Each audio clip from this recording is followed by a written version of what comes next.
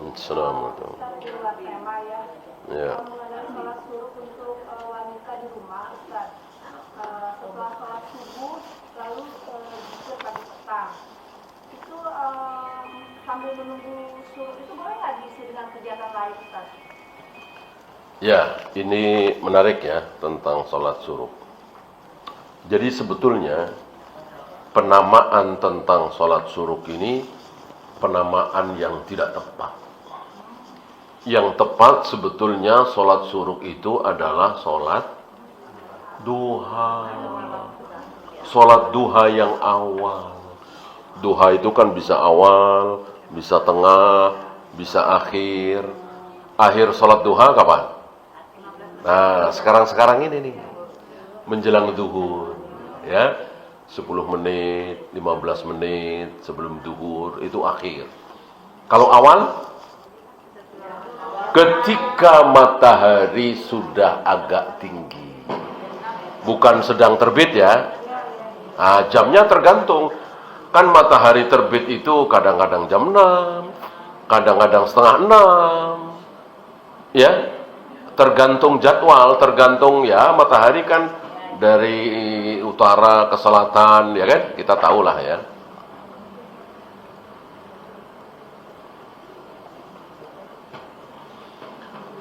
Maka sekali lagi itu yang benar adalah sholat duha yang awal.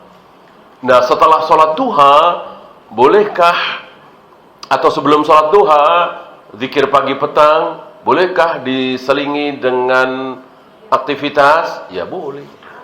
Mungkin masak, nyiapin sarapan buat suami dan anak-anak sekolah. Ini sunat apa wajib? Bagi ibu? Wajib. Wajib. Kalau ibu di masjid nungguin terbit, ini tidak wajib. Masa tidak wajib mengalahkan yang wajib? Ya. Maka harus diutamakan ini. Menyiapkan sarapan untuk suami dan anak-anak sekolah, ini wajib.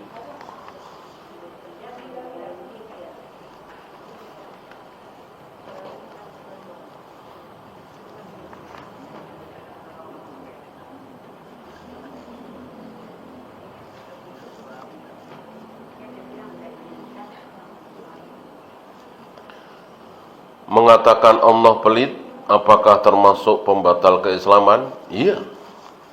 Mensifati Allah dengan sifat yang salah, menghina Allah, ini terancam kufur. Siapa yang bilang Allah pelit? Siapa? Yahudi. Yadullahi maghlulatun. Orang-orang Yahudi mengatakan bahwa tangan Allah itu terbelenggu, nggak ngasih yang banyak. Ini ucapan orang Yahudi. Padahal justru yang pelit, yang bakhil siapa? Yahudi itu sendiri. Kalau bukan karena Yahudi, apa kata Nabi? Kalau bukan karena Yahudi, maka tidak ada daging yang busuk, yang basi. Adanya daging yang busuk, itu gara-gara kebakhilan, kepelitan orang Yahudi.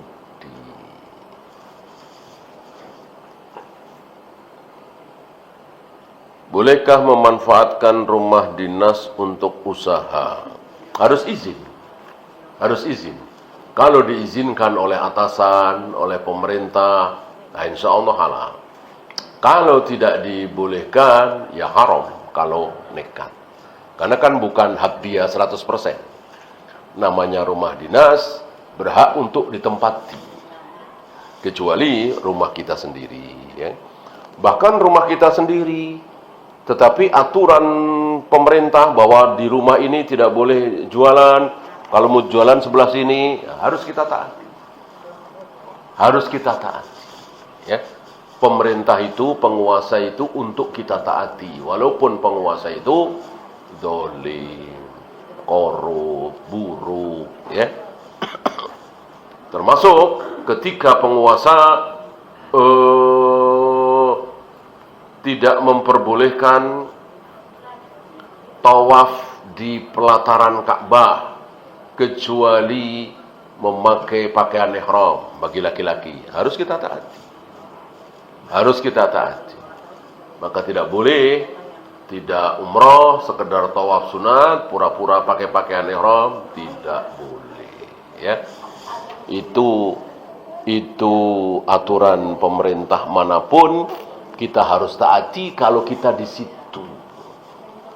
Kita kan sedang di Mekah, harus taat kepada penguasa Mekah. Ya. Apa yang harus dilakukan oleh muadzin tetap ketika ada makmum menyuruh cepat qomat? Nggak boleh ditaati. Muadzin itu harus taat kepada imam, bukan kepada makmum. Itu Nabi nggak keluar. Itu Bilal belum berani qomat. Padahal sudah hampir larut malam. Sudah hampir tengah malam. Para sahabat nunggu. Banyak dari sahabat tertidur. Yusma'u ghatituhu, terdengar dengkurnya. Tertidur. Sabar menunggu Nabi sebagai imam keluar. Ya. Maka makmum tidak boleh merintah muadzin untuk qomat. Yang berhak memerintahkan muadzin untuk qomat hanyalah imam, bukan jam. Ya, jam itu tidak berhak. Ya, oleh karena itu muadzin kalau mau qomat jangan ngelihat jam, jangan lihat apa itu hitung mundur itu, jangan. Lihat imam sudah siap apa belum dan minta izin. Ya. Qomat sekarang Ustaz, ya, qomat. Nanti dulu, ya, harus taat. Yang berhak menentukan kapan qomat adalah imam. Yang berhak menentukan kapan azan, muadzin. Muadzin kan harus tahu kapan waktu duhur, kapan adzan asar, kapan adzan maghrib. Muadzin harus tahu. Dan alangkah baiknya tahunya ini bukan cuman jadwal, tapi matahari itu lebih baik lagi. Jadi bayangan matahari sudah tergelincir nih ke arah timur, berarti sudah masuk zuhur. Kemudian bayangan satu benda sudah sama panjangnya dengan benda aslinya, tongkat 1 meter misalnya. Bayangan ke timur 1 meter juga, berarti sudah masuk waktu asar. Walaupun di jadwal masih 10 menit lagi, maka jadwalnya itu pasti salah. Sabda Nabi nggak mungkin salah. Jadwal bikinan manusia bisa benar, bisa salah. Misalnya kita berada di pantai barat sana ya, Anyer sana. Nah kan matahari tenggelam kelihatan tuh di laut ya kan. Nah tenggelam separuh, 3/4, terus sampai habis. Nggak kelihatan matahari lagi, berarti sudah masuk maghrib. Walaupun di jadwal masih 9 menit lagi. Jadwal bikinan manusia bisa benar, bisa salah. Sabda Nabi tidak mungkin salah.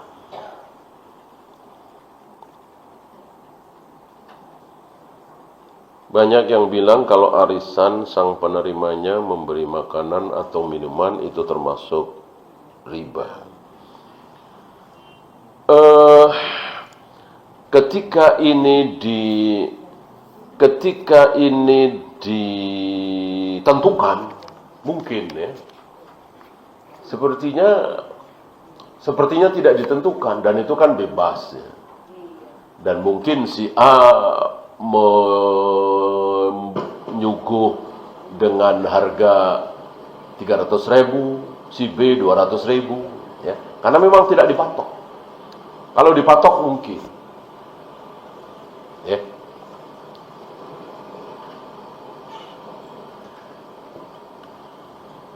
Bagaimana kalau berjamaah membacakan Al-Quran kepada almarhum masing-masing 1 juz sampai 30 juz? Bid'ah.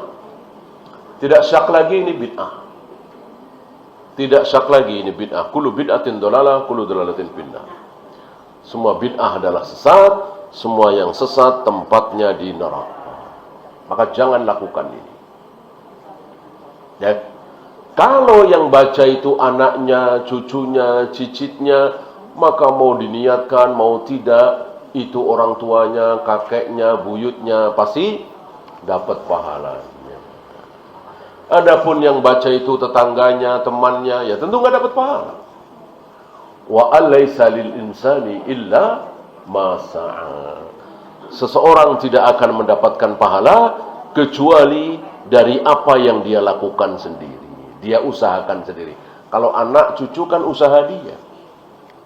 Saya punya anak, tentu usaha saya. Saya punya cucu, tentu usaha saya. Maka apapun amal kebaikan yang dilakukan oleh anak saya, cucu saya, cicit saya, maka ketika saya sudah mati, saya dapat pahalanya. Adapun yang baca Al-Quran, yang sholat, yang sodakoh, tetangga saya, kenalan saya, ya saya nggak dapat pahalanya. Kecuali tetangga saya baca Al-Quran, saya yang ngajarin. Maka setiap kali tetangga saya ini baca Al-Quran, saya dapat pahalanya. Karena ada usaha saya. Ya. Jadi dua. Satu lagi. Anak, ilmu. Satu lagi, iya, uang. Tetangga saya pinter bahasa Arab, hafal Al-Quran. Karena saya membiayai pesantren, misalnya. Maka ketika saya mati, tetangga saya yang saya biayai ini, dakwah, ibadah, pahala, saya dapat pahalanya. Jadi uang, ilmu, anak. Adakah yang keempat? Tidak ada. Cuma 3 itu. Bagaimana jika membaca doa di tengah-tengah surat Al-Fatihah pada saat sholat sebelum ihdinas siratal mustaqim? Enggak ada. Seperti apa? Enggak ada. Al-Fatihah ya jangan dipotong-potong. Setelah Bismillahirrahmanirrahim tentu Alhamdulillahirabbil alamin. Setelah Alhamdulillahirabbil alamin, Ar-Rahmanir Rahim. Setelah Ar-Rahmanir Rahim, Maliki Yaumiddin. Ya enggak boleh dipotong-potong. Bid'ah. Kesalahan dalam ibadah namanya bid'ah. Salah yang dianggap benar ya. Kalau bacaan imam tidak terdengar, apakah kita diam saja apa membaca surat sendiri? Membaca sendiri. Seperti ketika imam salat duhur, salat asar, tentu tidak terdengar kan Al-Fatihahnya, suratnya. Nah, kita sebagai makmum baca sendiri. Atau mungkin satu ketika salat maghrib atau salat isya tapi tidak terdengar. Terdengarnya cuman takbir intiqalnya saja. Nah, sama kita sebagai makmum baca sendiri. Kalau takbir intiqal tidak terdengar, ya maka kita harus pakai penglihatan. Harus melihat. Kan namanya makmum harus mengikuti imam. Imam Allahu Akbar, Sami Allahu liman hamidah, enggak kedengeran sama sekali. Nah, kita melihat gerakannya. Allahu. Ada lagi? Ya. Mau tanya, kita kalau puasa bisa terawih, udah mikir, boleh nggak pas bangun malam itu kita sholat hajat? Sholat hajat hadisnya dhaif. Sholat hajat hadisnya dhaif. Sebagai gantinya adalah sholat istikharah. Kan sholat hajat itu biasanya kita punya hajat tertentu ya. Misalnya mau kemana, mau dagang, apa mau tani misalnya. Artinya kita punya hajat dunia. Karena hadis salat hajat ini dhaif, maka ganti dengan istikharah. Ya. Karena setiap kali kita punya pilihan, pasti kita nggak tahu. Ini hasilnya baik apa buruk, pasti kita nggak tahu. Yang tahu cuma Allah. Nah, maka tetap kita beristikharah. Walaupun ibu cuma punya satu pilihan. Misalnya mau mendaftarkan anak ke Libya misalnya. Pilihannya cuma satu. Tetap ibu harus istikharah. Karena kita nggak tahu. Akibat dari masuk Libya itu bisa baik apa bisa buruk. Secara zahir insya Allah pasti baik kan? Belum tentu. Allah yang maha tahu. Ya. Atau sholat sunat wudhu. Ya. Kalau di masjid ya sholat tahiyatul masjid. Adapun sholat tarawih sudah 11 rakaat, tentu tidak boleh ditambah lagi. Aisyah mengatakan bahwa Rasulullah sholat malam tidak lebih dari 11. Baik di bulan Ramadan atau di luar Ramadan.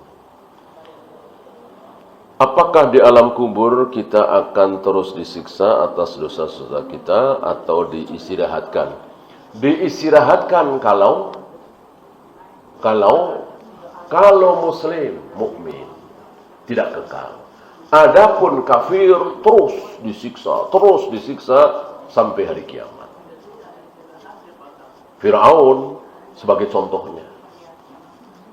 Dan setiap pagi dan petang, selain disiksa terus, setiap pagi dan petang, Fir'aun diperlihatkan salon tempat tinggalnya di neraka.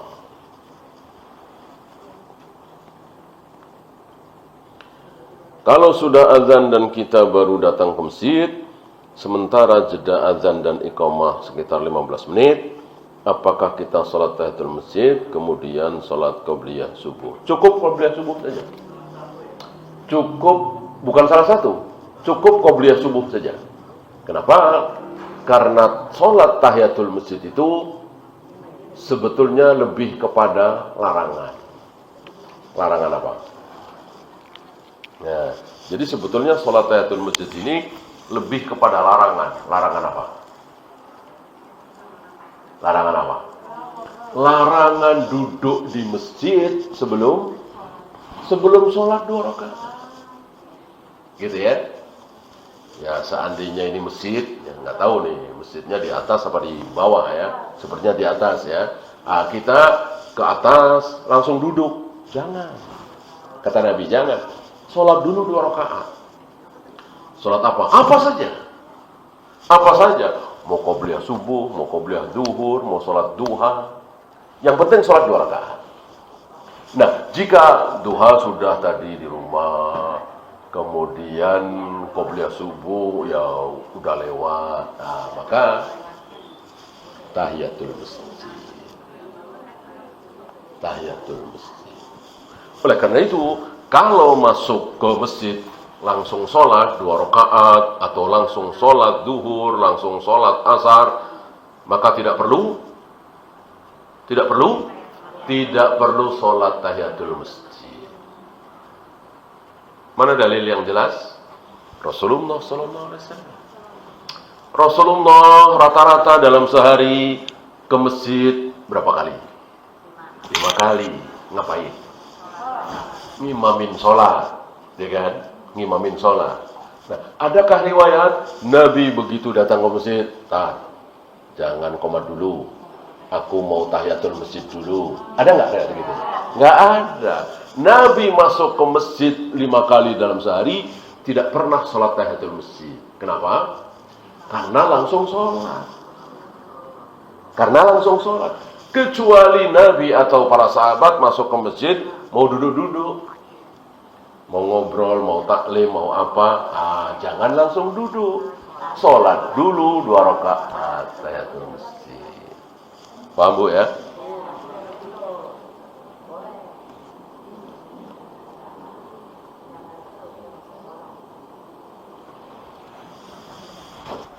Ada lagi? Jangan. Ini yang mana dulu nih? Sini dulu. Hah? Boleh. Nggak ada larangan. Nggak. Nggak masalah.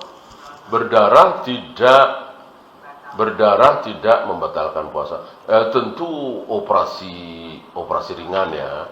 Kalau operasi berat sampai dibius, apalagi diinfus kan membatalkan ya. Tidak dibius. Oh, dibius. Diinfus juga. Infus pengganti makan begitu? Dijadwalkan nanti tanggal 11 pas Januari itu puasa 11 hari. Apa? Operasi apa? Tubuh juga kan? Dibius separuh badan mungkin ya? Ya. Oh ya, insya Allah tidak membatalkan. Insya Allah. Jadi nggak batal ya Pak? Enggak, insya Allah enggak. Boleh puasa. Silakan. Kalau di bulan Ramadan kita melakukan sholat tarawih itu setelah isya. Itu kan biasanya kita melaksanakannya 11 rakaat. Ya. Apakah nanti pada qiyamul lail kita boleh lagi ya qiyamul lail? Tidak boleh. Tarawih itu ya qiyamul lail. Tarawih, qiyamul lail, tahajud, witir, itu semua sama. Cuman tarawih genap, witir ganci. Nah, ucapan Aisyah mazada Rasulullah ala ihda asrata raqatan fi Ramadan atau fi ghairi Ramadan. Rasulullah salat malam tidak pernah lebih dari 11 baik di bulan Ramadan atau di luar Ramadan. Itu ya tarawih, ya tahajud, ya witir gitu. Witir ganci. Ya. Jadi tarawihnya 8, witirnya 3. Itulah qiyamul lail. Itulah tarawih dalam bulan Ramadan. Kalau tahajud kan tidur dulu. Karena dalam bulan Ramadan, maka boleh tidak tidur dulu. Makanya tidak disebut tahajud, tapi disebut tarawih. Witirnya boleh diakhiri Pak? Iya, witir memang terakhir. Witir memang terakhir. Ada lagi?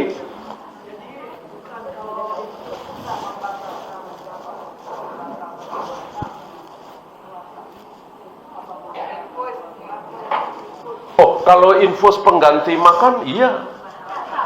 Kan dengan diinfus makanan, seger, mungkin laparnya berkurang. Nah, itu sama dengan makan.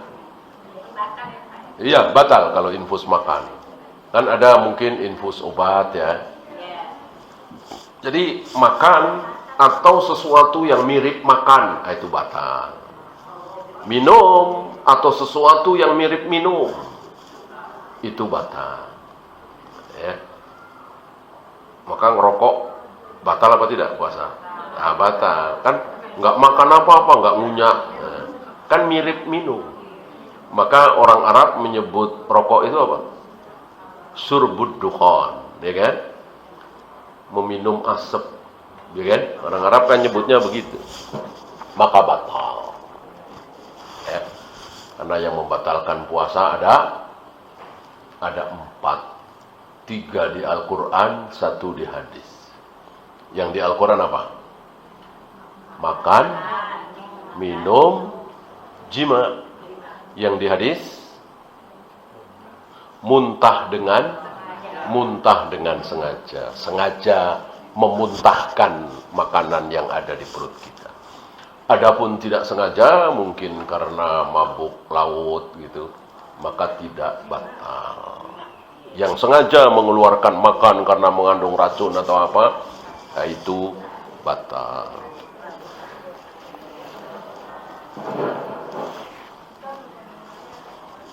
Silakan. Kalau uang zakat ini digunakan untuk buka puasa atau untuk anak yatim gimana? Ya, asal yang buka ini, yang yatim ini masuk di antara 8 asnaf. 8 asnaf kan ibu tahu ya. Ada fakir, ada miskin, ada gorim, ada ibnu sabil, ada 8 ya. Sekarang 7 kan, budak nggak ada. Kalau yang buka ini, yang makan ini, walaupun yatim tapi tidak termasuk 8 asnaf, ya nggak boleh. Memang kalau yatim pasti miskin, ya.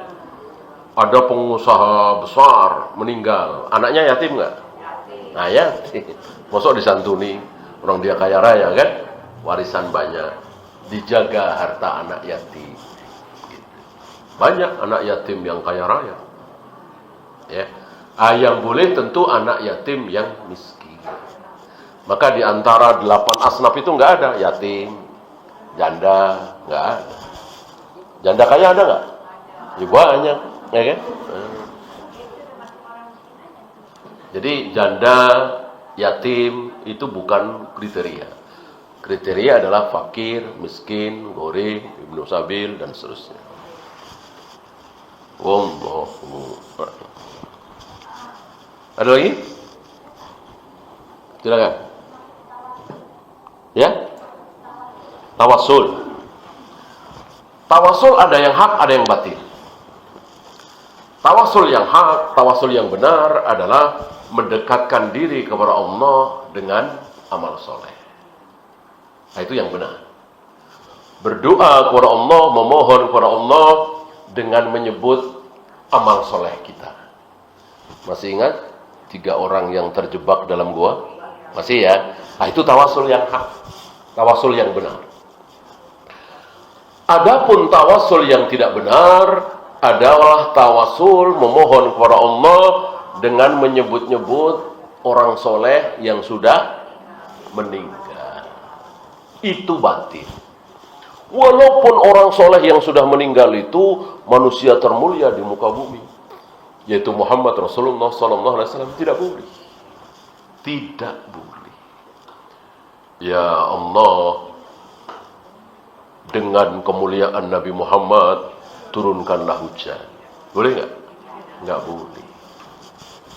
Nggak boleh. Beliau sudah wafat. Gitu ya. Yang boleh justru datang kepada beliau. Tentu beliau masih hidup ya. Ya Rasul, mohon engkau berdoa supaya Allah menurunkan hujan. Nah, itu boleh. Tawasul juga namanya. Jadi bisa dimengerti Bu ya, perbedaan tawasul yang hak dengan tawasul yang batil. Ada lagi? Kalau tidak ada, kita akhiri. Subhanakallahumma bihamdika asyhadu an la ilaha illa anta astaghfiruka wa atubu ilaik. Assalamualaikum warahmatullahi wabarakatuh.